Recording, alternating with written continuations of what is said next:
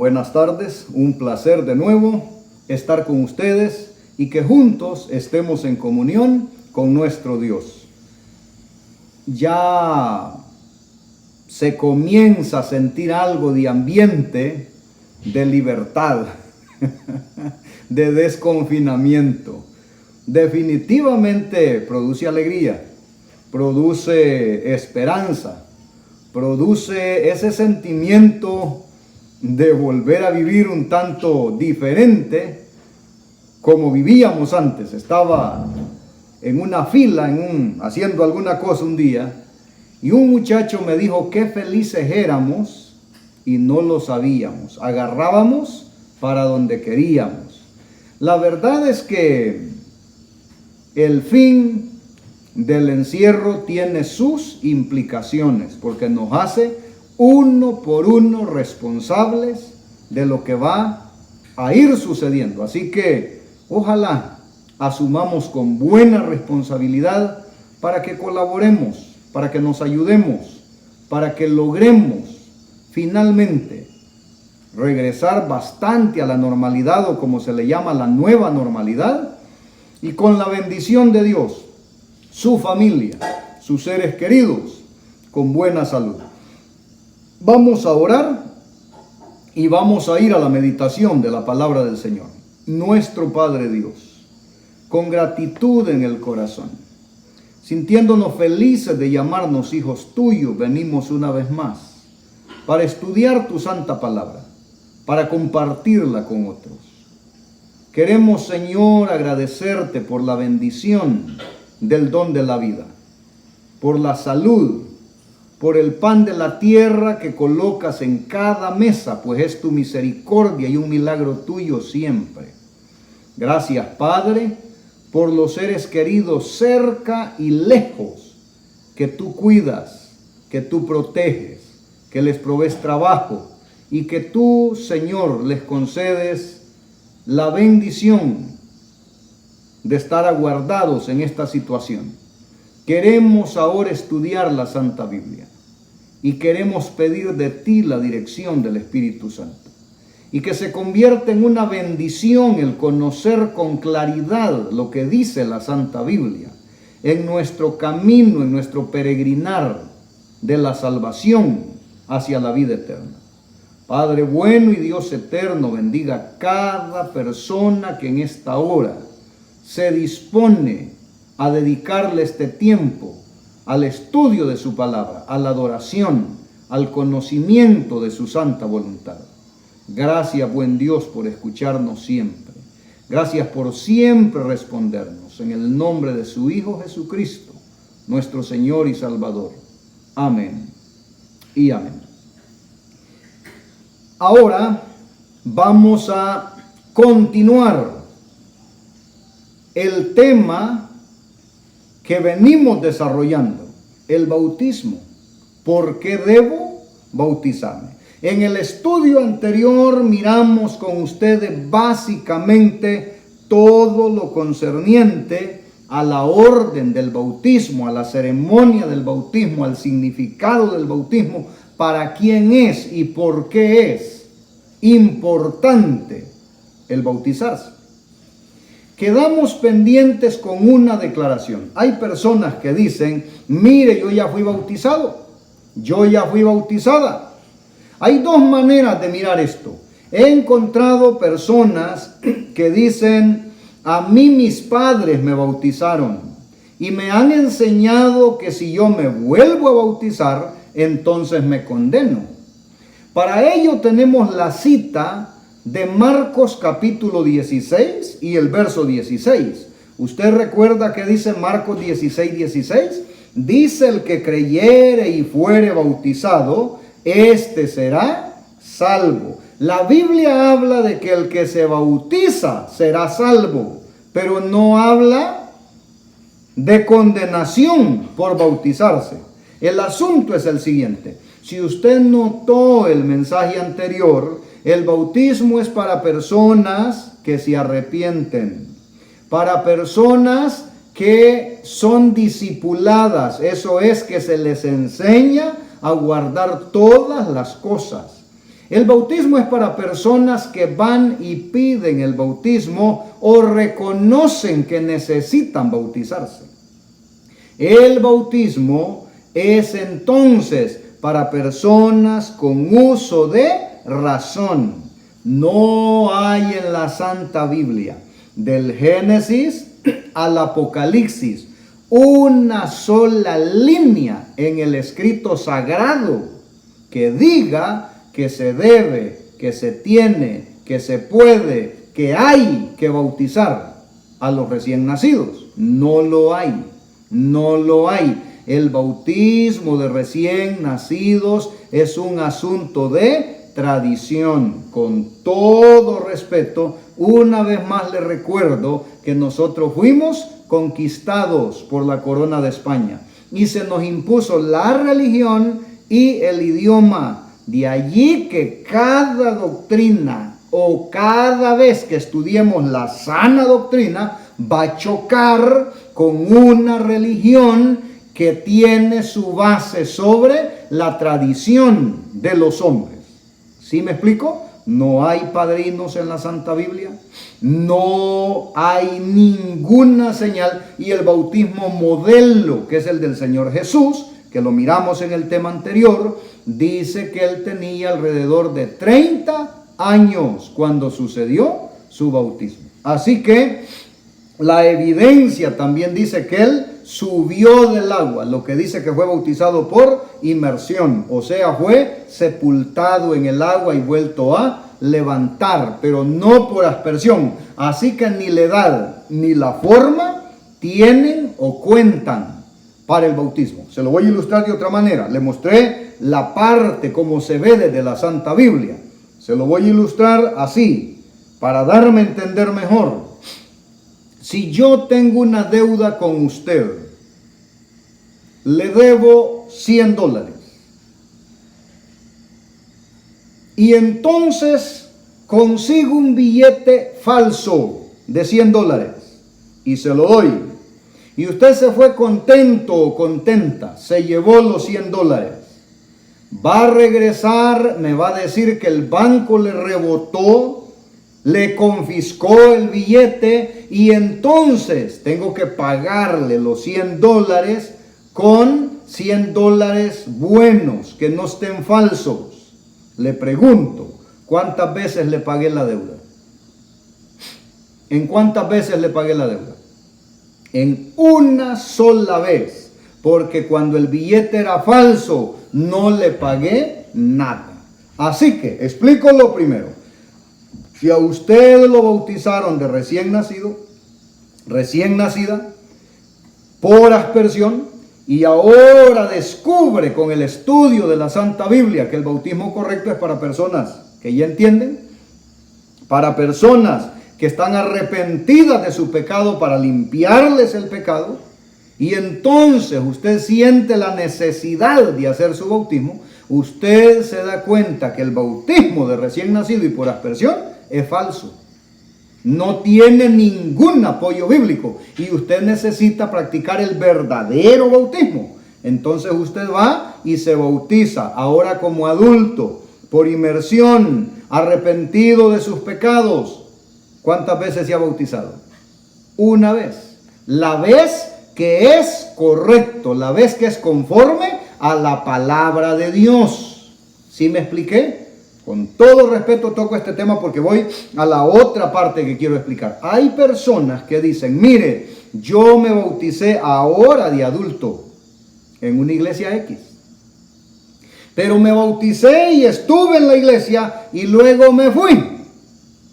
Y he estado viviendo abiertamente en pecado. Algunos en unión libre con su pareja, que legalmente unión libre es la palabra que usa la figura jurídica, la ley, el abogado, unión libre. La Biblia lo llama pecado, así, a secas, fornicación.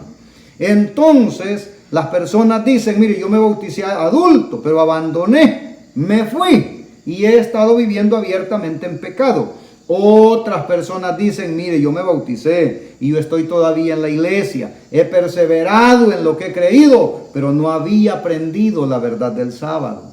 No había aprendido la verdad del cuidado del cuerpo y no comer cosas inmundas. No había conocido la verdad de la no inmortalidad incondicional del alma. Yo creía que el que se iba muriendo ya estaba en el cielo si era bueno. Yo creía un infierno de fuego ardiendo ahora para los malos.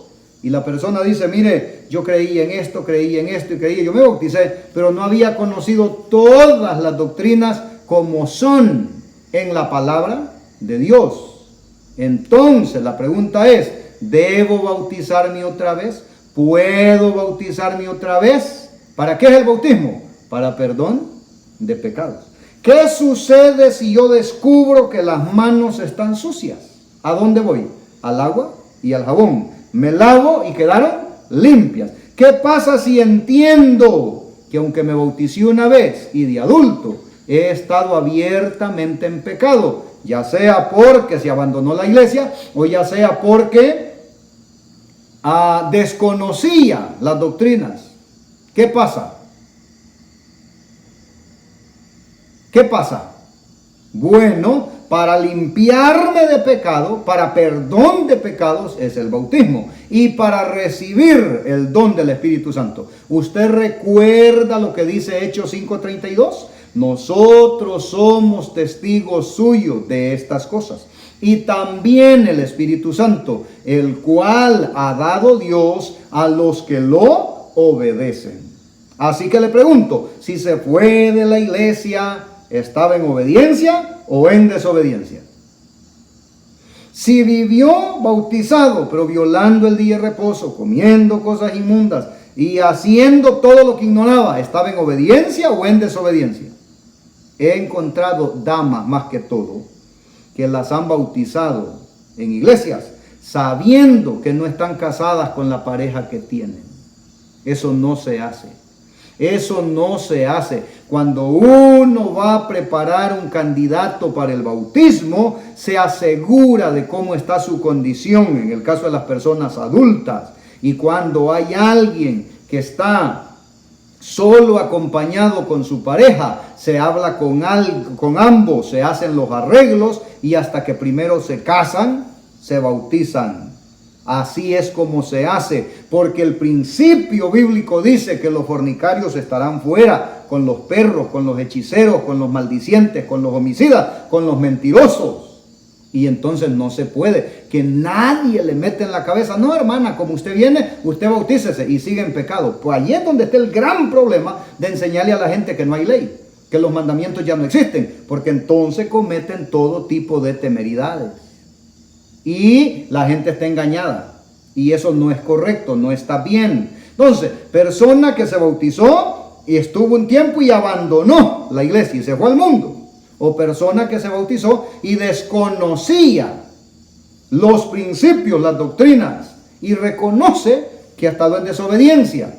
¿Puede y debe bautizarse otra vez? ¿Existe en la Biblia alguna evidencia de gente que se bautizó en 2 veces? ¿Existe? Hechos capítulo 19. Hechos 19. Versículo 1 en adelante. Y vamos a leer hasta el versículo 6. Hechos 19. Verso 1. Dice la palabra del Señor. Aconteció que entre tanto que Apolos estaba en Corinto, Pablo, después de recorrer las regiones superiores, vino a Éfeso y hallando a ciertos discípulos les dijo: ¿recibisteis el Espíritu Santo cuando creísteis?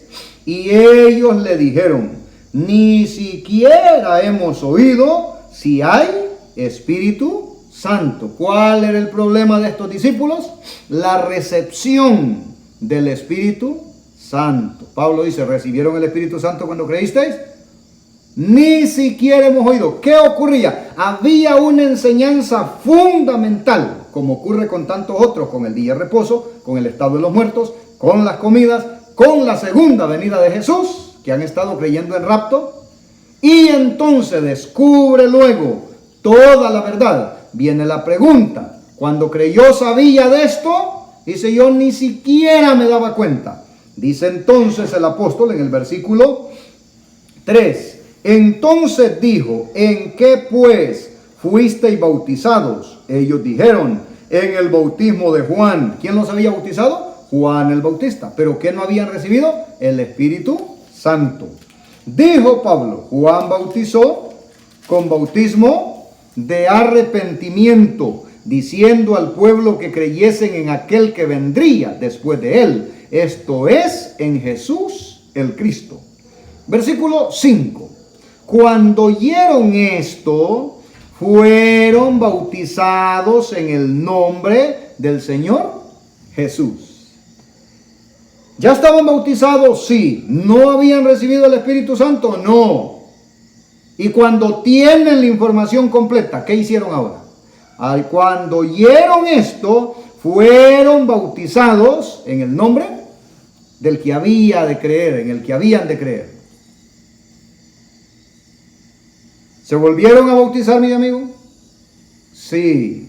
Sí, y hay personas que estarán diciendo, hey, y la cita que dice una fe, un Señor, un bautismo. Sí, esa cita está allí, ¿sabe para qué? Para enseñarnos que hay un bautismo correcto, un bautismo único, correcto. ¿Cuál?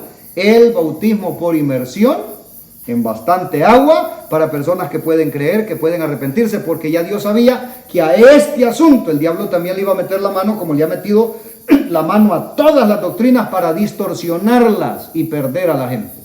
Así que contestada la pregunta del rebautismo, voy a avanzar en otro asunto. Usted notó que ayer miramos en Juan capítulo 3, versículo 5, que decía que es necesario nacer del agua y del Espíritu. ¿Se acuerda? Bueno, hablemos ahora de dos cositas sumamente importantes. El bautismo del Espíritu Santo, una, y el don de lenguas, dos. ¿De qué dos cosas vamos a estar hablando a partir de este momento y hasta agotar el tema? Del bautismo del Espíritu Santo y del don de lenguas. En ambos temas, le advierto y le adelanto de una buena vez, en ambos temas, en ambas enseñanzas, el diablo ha metido la mano desde que se mencionó la enseñanza. Yo le he dicho a usted que el diablo estuvo parado atrás de los profetas, de los apóstoles, cuando escribían la Santa Biblia, para ver a dónde la iba a manipular, para conseguir que la gente se confunda y se pierda. El diablo conoce muy bien la Biblia. Yo se los he mostrado a ustedes en otras enseñanzas. También ahora, cuando el predicador está preparando el mensaje, y para ello les voy a leer una cita un día de estos, cuando el predicador está preparando el mensaje que va a dar, el diablo otra vez se para atrás, para mirar a quién le va a ser útil ese mensaje y conseguir que se distrae, que no llegue a tiempo a la iglesia, que lo vayan a sacar de la banca de la iglesia cuando ya está allí, ¿No han notado ustedes que en las iglesias, en los templos, los días de culto, pega un tipo de sueño que no es normal? ¿No le ha pasado a usted que en el templo le pega un sueño que nunca le pega en su casa? Y que si se sale del culto y se va a la casa ya no tiene sueño. ¿Les ha pasado? Pero es un sueño que usted lucha por abrir los ojos y no quieren abrirse los ojos. Escuché a un predicador diciendo que cuando se ponen tan pesados los párpados que ya se le pegan y no consigue y no entiende lo que están predicando, es porque el diablo le está pasando la cola, man. Escuche esto. Hay en estas dos enseñanzas, y ojo, cuando te suena el celular en el templo, esa llamada no es de tu buena suegra, no es de tu cuñada que te manda remesas, no es de tu amigo favorito, esa llamada salió de los confines del infierno para estorbarte la adoración. De allí que sería lo mejor no cargar pantallas y aparatos electrónicos en los momentos de adoración. Bautismo del Espíritu Santo y don de lenguas, el verdadero don de lenguas. ¿Por qué? Con el bautismo del Espíritu Santo se le ha enseñado a mucha gente que la prueba de que tiene el bautismo del Espíritu Santo es que hable en lengua. Es que hable en lengua. O sea, como una prueba de discipulado. Si no habla en lenguas, todavía no lo ha bautizado el Espíritu Santo. Y he visto personas abatidas. Dice, yo tengo tanto de estar en la iglesia y yo no he podido hablar en lenguas. Y otros han tenido que fingir una muy famosa jerigonza que se escucha por allí, que se llama glosolalia. Una jerigonza, porque no es un don de lenguas. Mi hermano y mi hermana, el apóstol Pablo no fue ajeno a ese problema en la iglesia primitiva y especialmente en la iglesia de Corinto. Los capítulos 12, 13 y 14 de la primera carta a los Corintios están justamente dedicados a atacar y corregir un problema que había en la iglesia de Corinto con el manejo de este don. ¿Sí me explico? Con el manejo de este don había un problema. La gente lo había degenerado. Y Pablo dice, hey señores, aquí van 3 capítulos de la carta, para poner orden.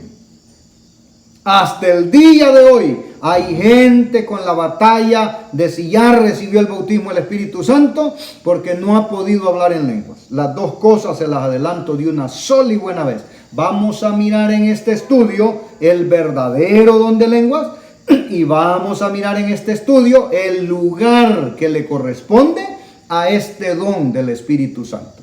Pero en este estudio vamos a ver que una persona puede recibir el bautismo del Espíritu Santo, vivir hasta que Jesús venga y irse para la eternidad y nunca haber hablado en lenguas, porque no es verdad que si no habla en lenguas es que no recibió el bautismo del Espíritu Santo. Eso no es verdad.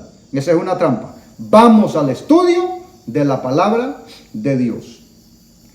El capítulo 12, y vamos capítulos enteros, tranquilos, calmados, suaves, pero bien estudiados. Capítulo 12 de la primera carta a los Corintios. Dice la palabra del Señor: no quiero, hermanos, que ignoréis acerca de los dones espirituales. Ese versículo me recuerda que Pablo usa mucho, es introducción. ¿Se acuerdan cuando le escribe a los tesalonicenses? Y dice, hermanos, no quiero que ignoréis acerca de los que duermen. Y va a hablar del estado de los muertos. Allá también en 1 Corintios 3 y 6, cuando habla del cuidado del cuerpo, o ignoráis que vuestro cuerpo, o sea, él batalla, dice, vamos señores a trabajar con combatir la ignorancia. ¿Para qué? Para que se sepa la verdad, la sana doctrina, como la llama el mismo apóstol. No quiero, hermanos, verso 1 del capítulo 12, para los que anotan, y va todo el capítulo hasta el 31. No quiero, hermanos, que ignoréis acerca de los dones espirituales. Sabéis que cuando erais gentiles, se os extraviaba, llevándoos como os llevaba a los ídolos mudos. Por tanto, os hago saber que nadie hable por el Espíritu de Dios. Dice que nadie, versículo 3, por tanto os hago saber que nadie que hable por el Espíritu de Dios llama anatema a Jesús. La palabra anatema es la misma palabra maldito. Y nadie puede llamar a Jesús Señor, sino por el Espíritu Santo. Lo que les mencionaba ayer, en el tiempo de Jesús y en el tiempo de la iglesia primitiva, era mucho más complejo hacer que la gente reconociera que Jesús es el Señor. ¿Por qué? Porque Señor solamente se le decía al emperador. Decirle Señor a otro era traición al emperador y era motivo de guillotina. Y decirle Señor al carpintero que subieron a la cruz, eso no estaba fácil. Ahora es más fácil. Por fe, porque hemos creído en lo que está en el libro sagrado y hemos visto que se ha cumplido. Así que Pablo dice, quien llame anatema a Jesús no es alguien que está hablando por el Espíritu Santo. Y si alguien lo llama Señor, es solo por obra del Espíritu Santo. Luego dice el versículo 4. Ahora bien, hay diversidad de dones, pero el Espíritu es el mismo. Y hay diversidad de ministerios, pero el Señor es el mismo. Y hay diversidad de operaciones, pero Dios, que hace todas las cosas en todos, es el mismo. Y dice luego, pero a cada uno le es dada la manifestación del Espíritu para provecho. Palabra de Dios. Me detengo aquí para hacer un alto en los versículos 4 hasta el 7. Hay, ¿qué cosa? Diversidad de dones. Hay diversidad de ministerios. Y hay diversidad de operaciones. Así que si hay diversidad, usted se va a dar cuenta más adelante que también la distribución se diversifica. ¿Qué dije? Dije que como hay abundancia de dones, abundancia de ministerios y abundancia de operaciones, también va a haber abundancia en la repartición. Estoy adelantándome a mostrarle que nadie va a tener todos los dones, ni todos los ministerios, ni todas las operaciones, pero no es obligado que todos tengan una misma ministerio, una misma operación o un mismo don. ¿Me expliqué? Vamos avanzando. Versículo 8. Porque a este, miren, aquí está. Porque a este es dada por el Espíritu palabra de sabiduría. A otro palabra de ciencia, según el mismo Espíritu. Versículo 9. A otro fe por el mismo Espíritu. Y a otro dones de sanidad por el mismo Espíritu. Versículo 10. A otro hacer milagros.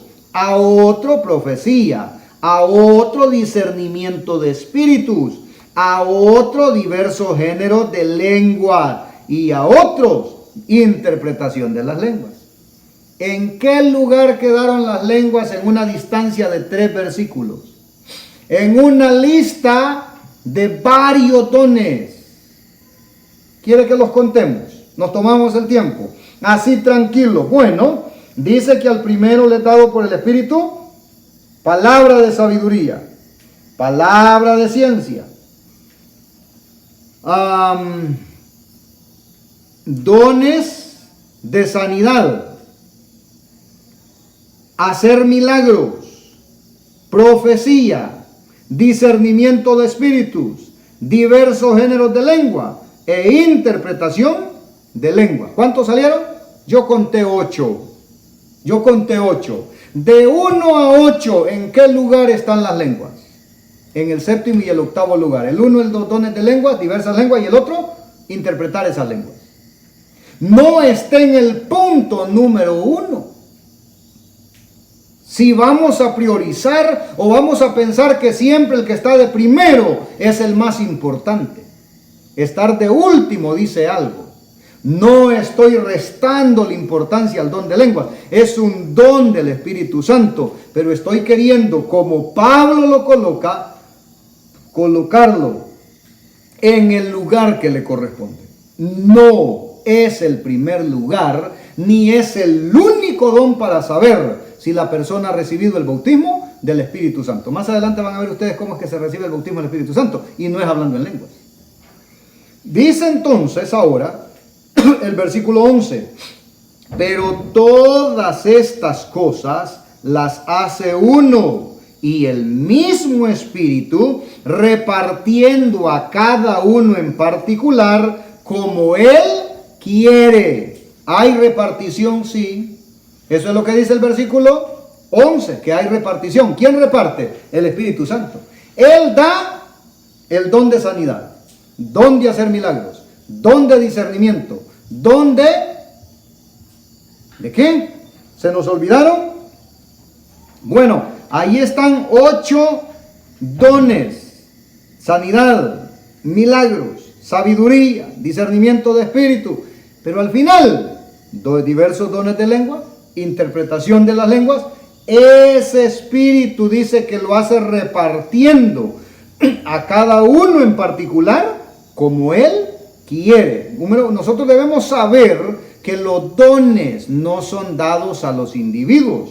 Los dones son dados a la iglesia. El individuo es iglesia.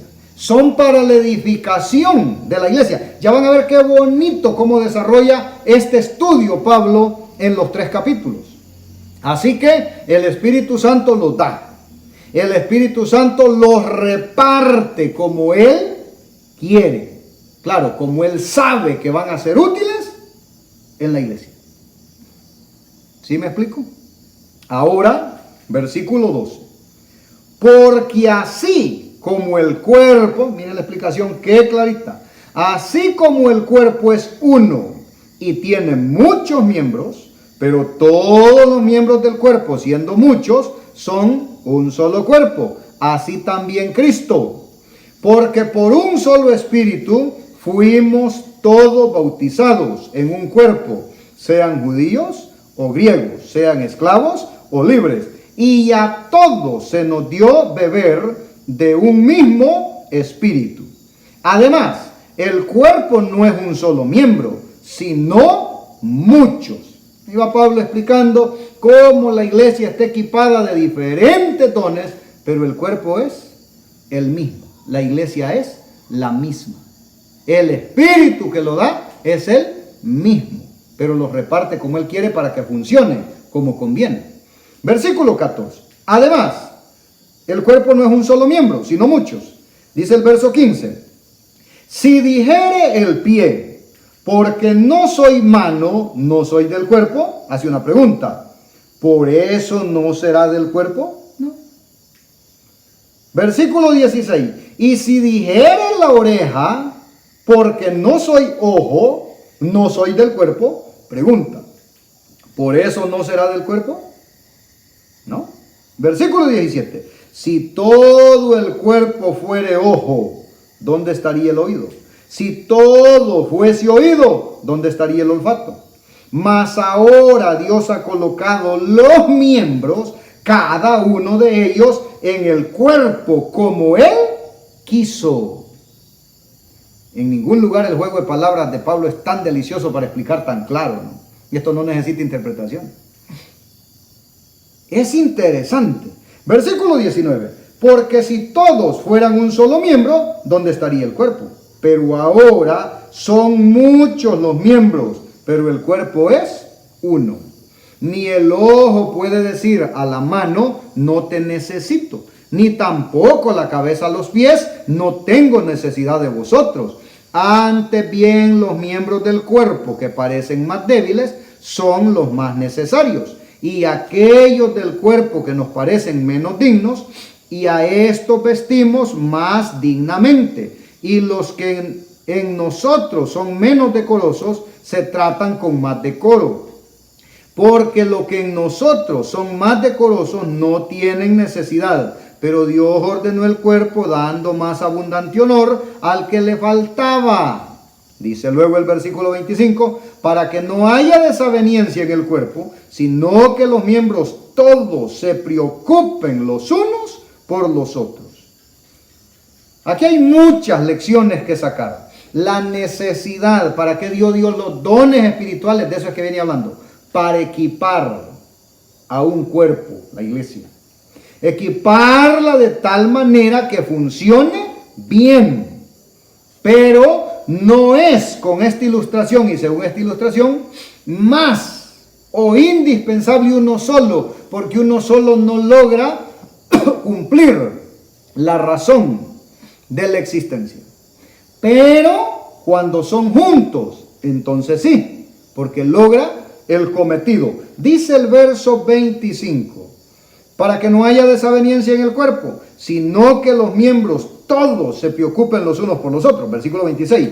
De manera que si un miembro padece, todos los miembros se duelen con él. Y si un miembro recibe honra, todos los miembros con él se gozan.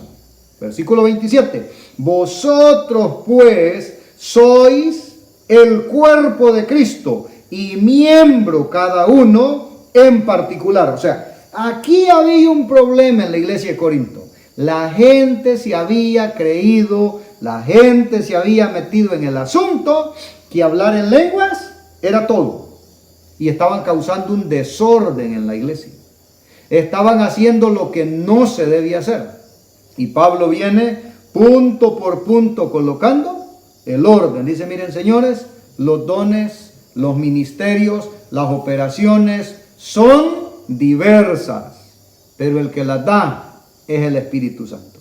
Y las reparte como Él quiere.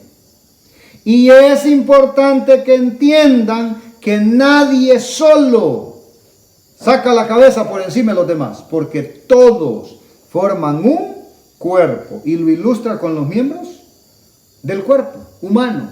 Dice Pablo, cada uno cumple una función especial. Y si se duele uno, se duelen todos. Si se honra uno, los demás se gozan, porque es un solo cuerpo. En la vida espiritual ocurre lo mismo.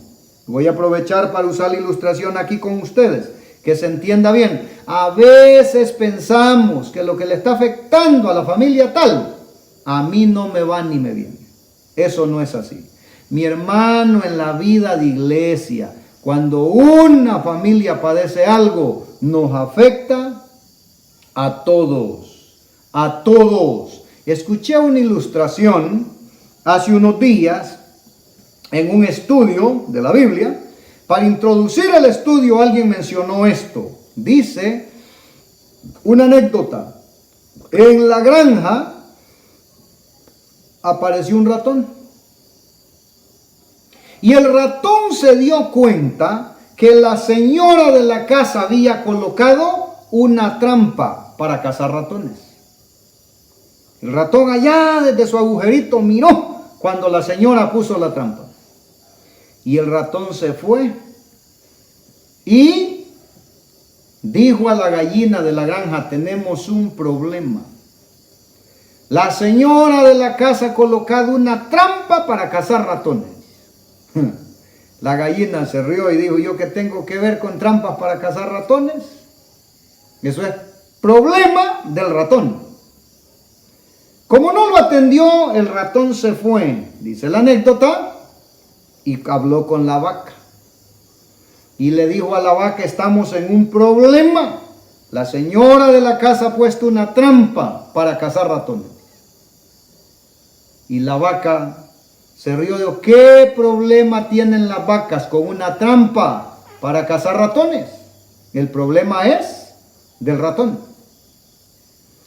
En la noche y la oscuridad de la noche se activó la trampa y sonó, ¡pum! Y la señora que estaba pendiente de haber colocado la trampa para hacer caer al ratón, se levantó para ir a agarrar la trampa y eliminar el ratón. Pero no había caído el ratón, ni la vaca ni la gallina. Había caído una víbora en la trampa. Y la víbora había caído por parte de la cola. Cuando la señora metió la mano, la víbora mordió a la señora. Y entonces el esposo, el señor de la casa, llevó a su señora de inmediato al médico. Y el médico la revisó, la atendió y dijo, es bien delicado, la víbora es venenosa, aplicó medicamento y dijo, llévese a la señora a la casa y cuídela bien para que se recupere. Y el hombre regresó y puso a la señora en una habitación para que descansara y se recuperara. Y mató la gallina para hacerle un caldo a la señora para que tuviera nuevas fuerzas. Ya se murió la gallina. Pero resulta que la señora no tuvo mejor recuperación y la señora se murió. Y para darle comida a la gente que vino para la vela y el entierro y todo, el Señor mató la vaca para darle de comer a la gente. Y la anécdota dice, cuando el ratón tiene problemas, está en problemas toda la granja. En la vida de iglesia, como en el cuerpo humano, todos cumplimos una pieza del engranaje. Y una falla equivale a que se dañe todo. Y una victoria equivale a que nos gocemos Todos, hermano, en la vida de la iglesia usted no es absoluto. Usted no es una isla. Yo no soy una isla. No somos absolutos, ni somos, como me escribe alguien ahí a veces y dice, mire, en mi trabajo yo soy indispensable. Habemos gente. Pero aquí el apóstol está colocando las piezas, dice, señores, los dones funcionan si todos van para el mismo servicio de Dios como debe ser. Los ministerios funcionan si todos van en armonía, sin intentar sobreponerse el uno al otro. Las operaciones funcionan si todas armonizan, porque los ministerios, los dones y las operaciones, las del mismo Espíritu las reparte como Él quiso para el bien de la edificación de todo el cuerpo. Leamos el versículo 28. Dice, y a unos puso Dios en la iglesia primeramente apóstoles, luego profetas, lo tercero maestros, luego los que hacen milagros, después los que sanan, los que ayudan, los que administran, los que tienen don de lenguas. Nos volvieron a salir 8, eso conté yo. ¿En qué punto apareció el don de lenguas? No es más que los otros, no es menos que los otros, pero no está en primer lugar, está en el 8º lugar, en el último lugar. Que nadie le meta presión a su cerebro diciéndole, si no habla de lengua, hermano, es que no lo ha bautizado el Espíritu Santo. Ah, mentira. Posiblemente ese no es el don suyo, y por supuesto, más adentro del tema vamos a ver por qué no abunda el don de lengua, el verdadero don de lengua. Lo vamos a ver. Tenga la calma.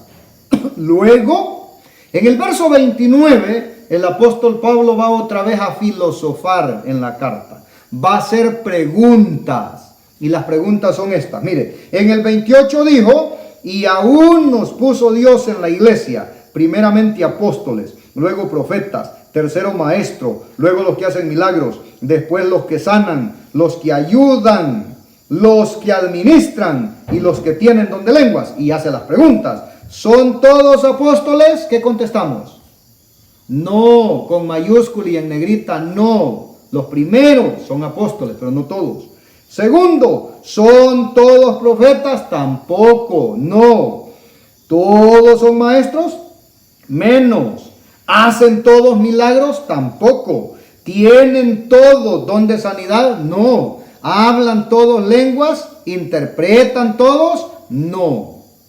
No es no, sino que el Espíritu Santo repartió como Él quiere a unos apóstoles, a otros profetas, a otros maestros, a otros don de sanidad, a otros los milagros, a otros el administrar, ayudar y por último, dones o don de lenguas. ¿Qué dice el versículo 31? Un consejo ahí en el versículo 31. Procurad pues los dones mejores, mas yo os muestro un camino más excelente.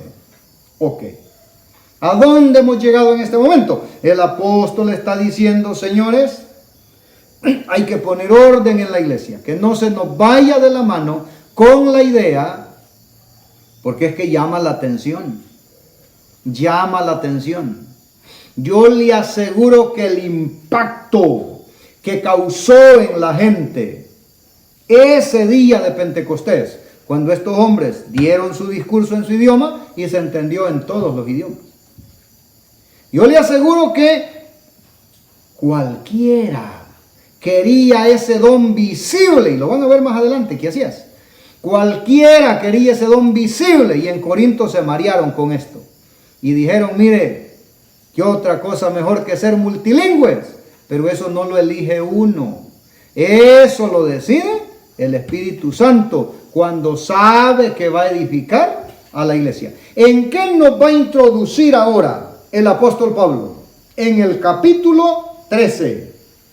de Primera de Corintios. ¿En qué nos va a introducir? Él cerró el capítulo 12 diciendo, tengo o les muestro un camino aún más excelente. Y entra el capítulo 13.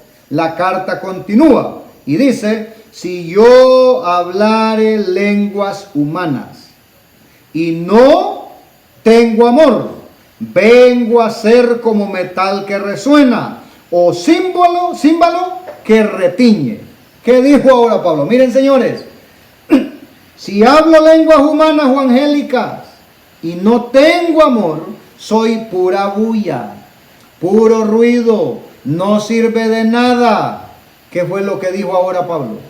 El apóstol Pablo dijo, más importante que hablar en otras lenguas en la iglesia es que tengamos el principio con el cual se inician y suceden todas las cosas en la relación con Dios. ¿Cuál? El amor.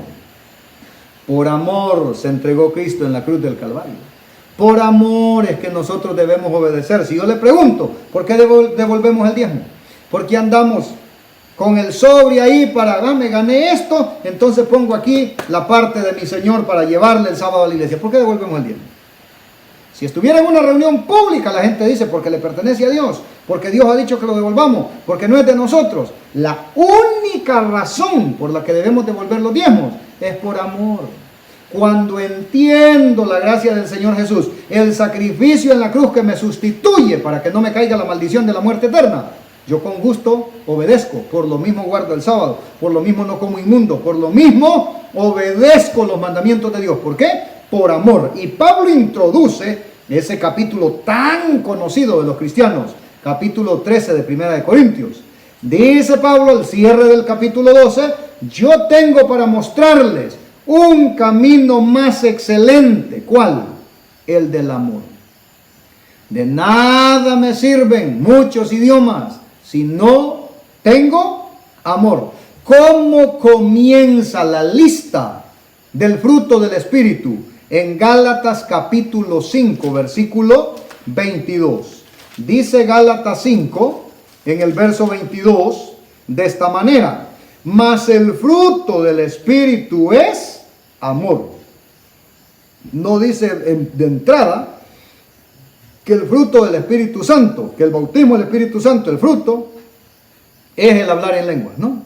El fruto del Espíritu Santo es amor, gozo, paz, paciencia, benignidad, bondad, fe, mansedumbre, dominio propio. Contra tales cosas no hay ley. Las personas que dan este fruto, la ley no los acusa de nada. De nada. Pero la primera palabra que encabeza el fruto del Espíritu es ¿qué cosa? Amor. Y en ninguna dijo, si habla en lenguas, está bautizado por el Espíritu Santo. No, porque en la iglesia, pequeña o grande, mucha gente nunca va a hablar en lenguas. ¿Por qué? ¿Por qué? ¿Quieres saber por qué?